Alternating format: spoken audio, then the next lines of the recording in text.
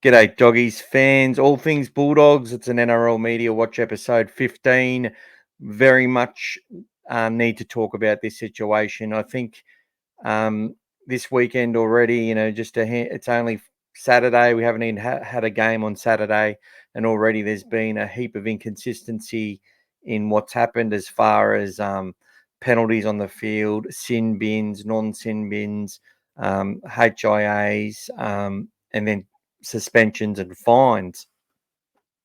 Now, the way I'm going to start this off, 99% of the NRL community can understand that Stephen Crichton being if he was sin binned, would have been consistent with many of the sin bins that have happened this year, and especially the day before as well. They also would have found that it would have been consistent if he was sin binned to then get a fine like the other players who were sin binned got, but instead he got a suspension. And that suspension comes out of the fallout from the commentary on the matter, which I felt was completely ridiculous. When if you turn the commentary off and look at the footage, you see it straight up before they hone in and show you where the contact was. It's just a normal block tackle. Two blockers there together, not launching into the contact, essentially stationary. Stephen Crichton coming from behind. Jacob Preston actually has bent down a little bit lower, to be honest. They talked about no attempt to wrap the arms. Well, there was no room, and they generally don't. If you go and watch these tackles, they happen all the time. I guess RTS, and I'm not saying he does anything wrong, but one of those players with such a great step and elusiveness into the contact and accelerates into the contact. What's happened is his temple has copped a shoulder from Stephen Crichton. The answer to all of this is that is, to me, an accident. That to me is something that will never be rubbed out of the game. You can't. Those tackles happen every single set, where you have two or three people coming together. And in many cases, it's the defender who gets knocked out in the middle because they've got nowhere to go. So in this case, that would have been Jacob Preston.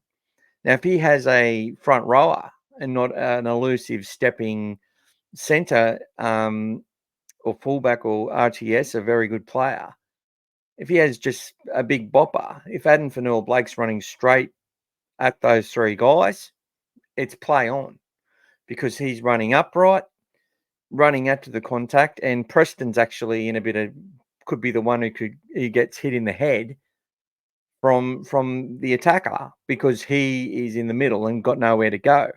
None of the players had the ability to really wrap their arms in that situation. Marnie could have wrapped his, coming in from the other side. But RTS landed, his temple hit the shoulder. Crichton's shoulder hit the temple of RTS, and he's a category 1, right? I don't think that contact would have broken a jaw or would have hurt if it hit him in the forehead. But that little temple, the temple is such a vulnerable spot on our face. And that's where people get concussed. Now, the issue is the inconsistency. I just think the whole thing is ruining the game. There's way too many sin bins. Olakau'atu, I felt, his technique was to launch with that shoulder. He launched into that contact wrong-footed, and there's still a jury out there to say, did he actually hit him in the face? There's a line in the sand here, and I've got a solution. Which I think gets rid of the ridiculous commentary. Listening to the radio today and hearing respected voices talk about how it definitely was a sin bin. The only voice that I've heard that has been anything sensible was Greg Alexander on this, where he goes, I don't think that's a sin binnable offence. Meaning that those other ones that were sin bin, Corey Waddell and Olakau'atu, They weren't sin binnable offences either, in my opinion. And there's probably about another 50 over the season, which people shouldn't have been sin binned when they were. And it affects the whole game. Now, for some teams, in the last few seasons, that ruins teams like Canterbury. This year, it's actually strengthened their resolve to have players sin binned, right? They've dealt with it really well. They've gone up a level, played more footy. But for most teams, and understandably, it's something you can't deal with. I think we have some simple solutions for how we deal with this whole scenario. We've got to protect the game and the players together. I cannot see why there is such an apologetic agenda around this. I really can't. I cannot, it's as if they want to keep these debates in the discussion points so they can just continue to sell advertising because people are intrigued and continue to listen. The fact of the matter is we need to end this debate and get rid of the innuendo. But I can simply tell you this now. Sin binning Stephen Crichton or any of the players that got sin binned on the weekend, he didn't, obviously. Sin binning those players isn't going to reduce the amount of those contacts happening. It's got nothing to do with, none of that's got anything to do with poor technique. They're all accidental collisions. So to draw consistency from it, you need to have a consistent approach to how you deal with it. Now, sin binning players isn't the way. Fining them and suspending them is atrocious. It's ridiculous. Now, I won't lie. If that was Stephen Crichton who stepped into the contact and got hit in the head by Pompey, for example, who's a tall bloke, in that same scenario, I would have expected that Pompey would have been sin binned based on the consistency. But I would still be here today talking about it. Because the whole fact of the matter is that those should not be sin bins. Yes, I understand consequence has a role to play. Outcomes have a role to play in the consequences that are applied to the person who has used their shoulder or whatever. But to call it a high shot, it wasn't a shot. A high shot is when you go in and launch yourself high, into the opposition player and you hit them high. There was no launch. There was no kamikaze about it. It was a simple stationary block move. And as far as I'm concerned, they were tackling the way you get taught to tackle in rugby league, which is with your shoulder. The first thing they teach you is you can put your arm behind your back and just tackle someone with your shoulder, and then learn to tackle with your shoulder. The arms are a secondary thing, right? That's how you get taught. There's nothing wrong with the technique of Stephen Crichton. That technique's not going to change. When you run into a wall and you fall into a wall, you're going to get hit in the head. If you run upright, you're probably less likely to get hit in the head. If you slip, you're going to get hit in the head. So I've got the solutions. The solutions are: 1, like what the AFL did, I think maybe 2 or 3 decades ago. And we're sort of at that point almost anyway. No matter whether the contact was intentional or accidental, if a player's hit in the head, they get a penalty. Right? Below contact, they may even bring in a 6 again rule to stop players laying there and trying to wait for someone to get sent off, trying to wait for somebody to be penalised. If the ref sees it, straight up, if the bunker sees it as it's happening, and they can do it, yep, high contact to the face, above the shoulder, ding, 6 again comes up. Ref starts yelling it. People are sick of six agains. Maybe it's just the penalty. But the fact of the matter is, instead of waiting, people staying down and waiting when they're not even injured, which is happening, all teams do it, as opposed to the other end of the scale where someone's temple gets hit like RTS and they get up and they stumble. So to his credit, he's just tried to get straight up and he's lost his equilibrium or whatever it is, his balance. I won't try and be smart ever again. I'll just say balance. He gets up, accidental. It's a penalty. That's it. No sin bins. Now, if it's a Suoliti situation, sorry, you're sent off. Why? Because you closed your eyes, you were careless, and you hit someone in the head. You launched yourself at a defender, and it went wrong. You come out of the line. It's like when we've seen lots of these tackles. We saw Liam Martin's tackle on what's his name, and Hopgood. Perfect execution, got him in the right spot. Destroyed his back and his nerves. He's been stuffed ever since. Right? There's someone who's copped an injury from a legal hit, a legal assault. It was legal because it wasn't in the head. Some can say, hit someone in the liver, can end them. We've got to protect the brains. We understand that these injuries happen. The brain rattling around in the head. It's a tough thing, and it's a tough thing for families to deal with. So let's fix this situation. Penalty for anything high. Accidental, doesn't matter. Inconclusive, doesn't matter. Incidental, mitigating circumstances, penalty, right? If it's missed by the on-field officials, it's always been looked at. Yeah. They're going to miss some. We can accept that. They're going to miss some. That's why players stay down. But if you stay down, that's the other thing. If they miss the high contact but you stay down, you have to go for a HIA. Simple as that. You have to go off the field if you stay down.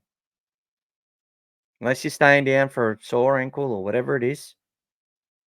If you're staying down because you felt something in your face and they come back and they say, yep, that's reportable or can be a penalty, you have to go off for a HIA. But here's where it comes, where the important rule needs to change. They must have two players, not one, but two players who are there and can be replacements for anyone ruled out with a category 1 that comes from an accidental high contact. So if they're the attacking player, they've got the ball, they get hit in the head and they can't play anymore because of a category 1, they can be replaced by another player. And it has to be done by an independent doctor, has to rule them out, in or out, right? Replace them. Simple solution. No sin bins for these contacts. For players stand. Look at this picture, which I've got in the background. They're together, shoulder to shoulder. There's no chance to wrap the arm up. And even in the live viewing of that, as they move into that contact, there was no chance for that to happen. I've got Buzz on the picture because Buzz is having a big complaint because the Bulldogs lost again. Won again, which he can't handle. Anyone suggesting that changed the game completely are ridiculous. I suppose, look, it did have an effect. Obviously, they lost their other centre. They've had a bit of bad luck playing the Bulldogs this year. I can say that honestly, but I felt that the Dogs were playing at another level than the Warriors. Once we got into the game, we looked a better side. Warriors dominated possession early and got a couple of tries, so well done to them. But it was look, this is how you fix this. You don't have sin bins for these contacts. Low force, low contact. I don't mind the use of those words. Where do they draw the line?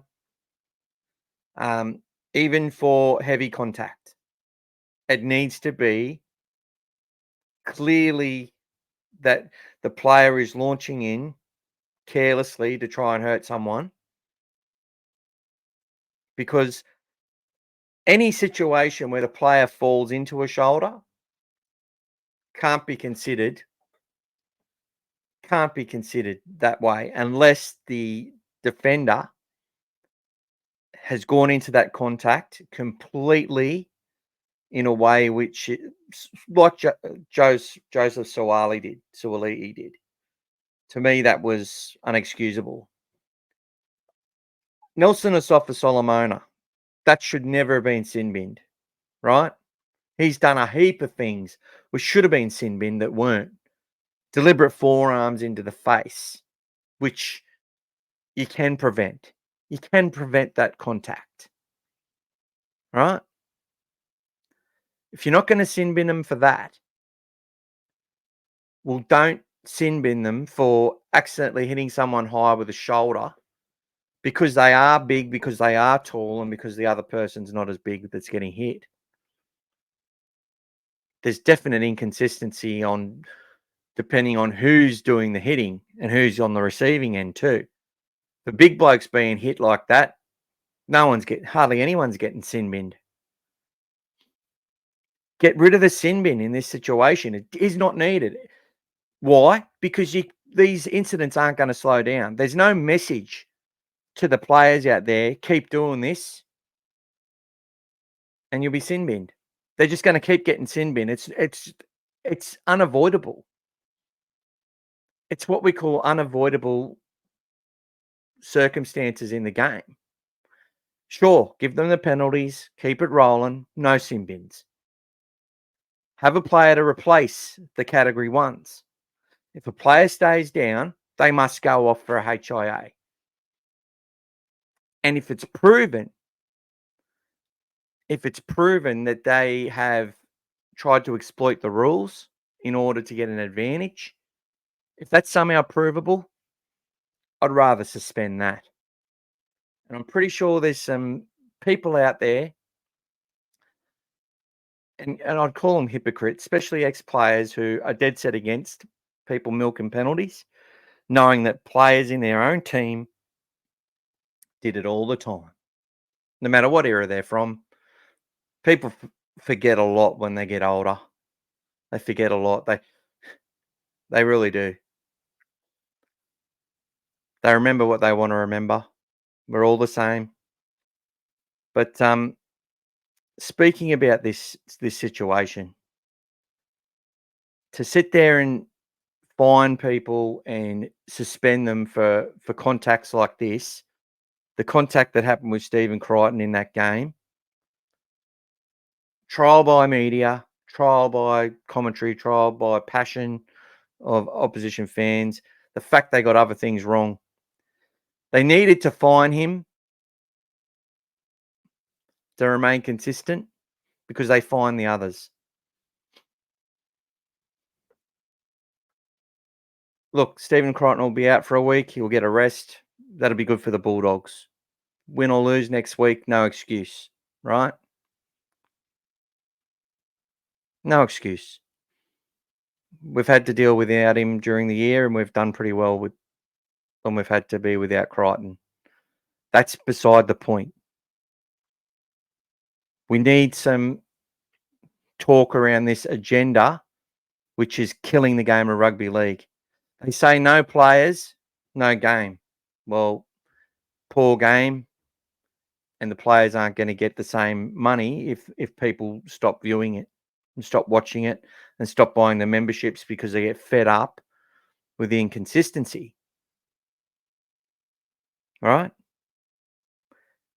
the other point that needs to come into this, there needs to be some level of insurance premium paid by the game for the protection of players who suffer from accidents. But there also needs to be protection for the game that they can't be sued for accidents that happen within the game. The game is a full contact sport where you can attack people, you can hurt people legally, you can assault people within the rules of the game, right? Like boxing and other full contact sports. This is a full contact sport. Make it simple, penalise them when it's high, no sin bins, replacements for players that are injured, okay? Replace those players. Players that stay down to get a penalty, they have to go off. There's some great things there. Make sure that there is a lawyer for every contract that's signed. And make sure that kids in park footy, where this all comes through, are managed the same way. You have to have a replacement there, a replacement reserve ready if someone's ruled out with a concussion. Now, obviously, in park footy and in junior footy everywhere, where it's, on the weekend, they don't have a fully qualified doctor at every game of rugby league. They can't. You can't have that. There's barely enough to go around for the country and for the needs of the country. So let's get serious about this and create some clear stipulations. And for the game of rugby league, stop sin binning players for this. It's bad enough with the interpretations of, professional fouls when someone gets a little hand put on them. That's another discussion for another day. But we could get rid of a whole heap of sin bins from accidental contacts, which happen. We could, stop players staying down if they know that if they do, right, that they have to go off. So if the ref misses the high contact, they miss it. The player gets up and they are injured and dazed, you can tell. Tell me a player which has got straight up.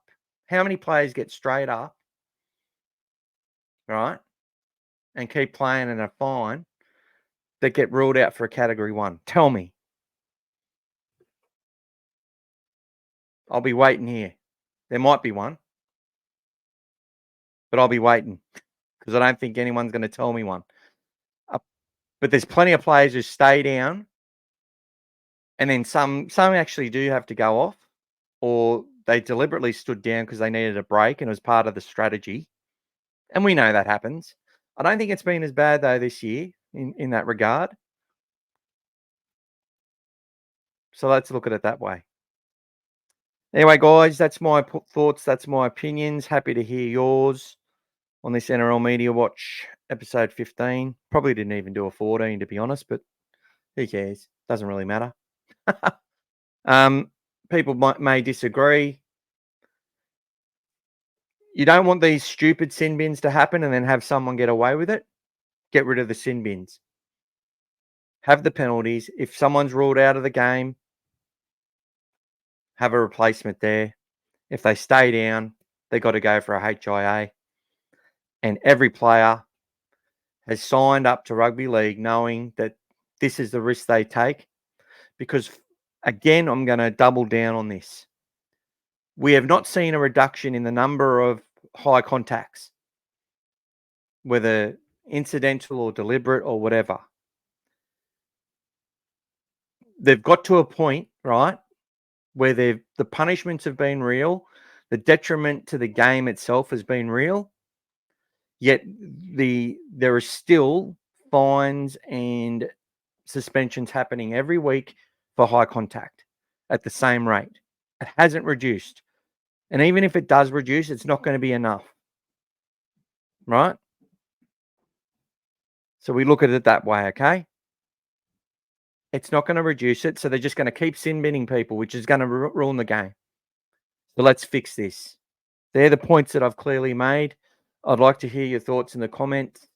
If you want to get on there and just say that Stephen Crichton deserved to be suspended and sin binned and whatever else, it's a wasted comment. All right. There's no way. The commentary around that was disgraceful, to be honest. We can all accept that it was a sin bin based on consistency. We can accept that the outcome was that RTS was ruled out of the game. So there should have been some sort of penalty for the Bulldogs, against the Bulldogs for that. I can get all that. But if you fix the rules on the game and then make it, this is the way the game looks, we're protecting players the best we can, right? Players will be looked after the same way. We will heavily penalise people who go out there to hit people in the head or go about it in a careless manner. But the accidental contacts, like a simple wall block, which these two are doing, right, or the three of them are there, which it happens, as I said, if the big bopper was running straight at those three guys, his head doesn't hit their shoulder. Simple. Unless they launch upwards to go into it. If he slips on the way, different manner. Smaller guy, lower to the ground, stepping off both feet, really elusive player. He's copped it in the temple. Cops it anywhere else on the head, I don't think he gets hurt. Maybe he stays down and holds his head a little bit and tries to get a penalty, but it doesn't seem like RTS is that type of bloke. He just all he was focused on was getting up and getting a quick play the ball away, which is what he did, and then he stumbled. So looking at it from that point of view, don't sit there and try and dress this contact up as some deliberate shoulder high shot when that's exactly what it was not. I'm on the same page that based on the other rulings that we've had this year, he should have been sin binned, and he should have got potentially got a fine or a sin bin. A suspension, which he's now got a week suspension with the early plea. I could look at the Max King ones and go, well, there's less mitigating circumstances in them. They didn't knock anyone out, but probably worse, a little bit more controllable. Right calls that he's not suspended. Right call that he wasn't sin binned. But that's got to apply to every game and every team. So I agree that it was inconsistent that Crichton didn't get sin binned. He should have been, based on keeping it consistent. But that's not going to stop these from happening. That's not going to stop the game being destroyed and by these inappropriate sin binnings. Okay? Ensure that players can't sue the game for the accidental contacts to their head, which are unavoidable, okay, for the most part. Every single player cops head knocks in rugby league, and they just need to accept that. But also have it there that if you've got mugs out there and thugs like a Les Boyd was back in the day, who cocks an elbow and launches it into the jaw of someone deliberately, that they're dealt with appropriately. And I mean appropriately. Banned from the game of rugby league, or 12-month, 2-year suspension, whatever it is. You deal with that. But to suspend these players, to sit there and sin bin these players for just doing a block together play where they can't wrap their arm around, no matter what the commentary is saying, you wrap your arm around. Are you fucking kidding me? Anyway, I've said enough on it, guys. Thanks for listening. Go the Dogs. Good luck to all the teams. Nah, fuck the other teams. Go the Bulldogs.